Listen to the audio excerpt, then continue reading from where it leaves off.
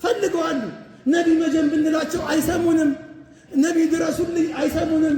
ሀቢቢ ሀቢቢ መዲና ነው ይበሉኝ እንጂ ፓስፖርት አውጥተህ ሂድ።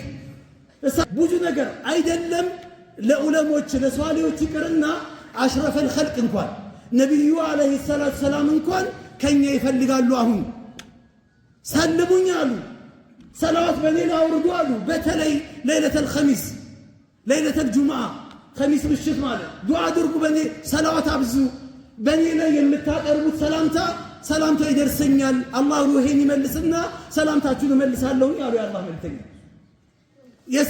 ዳዓዋቸውን በቀጠልን ቁጥር ዳዓዋ ባደረግን ባስፋፋን ቁጥር ነቢዩ መዝገብ ላይ ይጻፋል አጅሩ።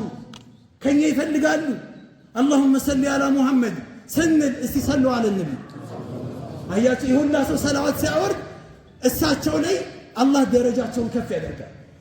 ከኛ ፈለጉ አልፈለጉም ፈልገዋሉ። ነቢ መጀን ብንላቸው አይሰሙንም። ነቢ ድረሱልኝ አይሰሙንም።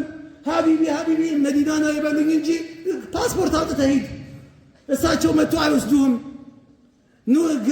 ግቡልኝ የተንቢል አሊመጣና ደግሞ የለም እንደዚህ አይነት ነገር። በውዳሴ ስም ሽርክ ነው የምናሰራጨው። የሽርክ መንዙማዎች የሽርክ ነሺዳዎች እየተሰራጩ ነው በሰዎች ዘንድ። ትክክለኛ መንዙማዎች አሉ፣ ትክክለኛ ነሺዳዎች አሉ፣ ምንም ዝባዝንኬ የሌለባቸው አሉ። እነሱን የሚያሰድበዋል፣ እነሱን የሚያሳጠዋል።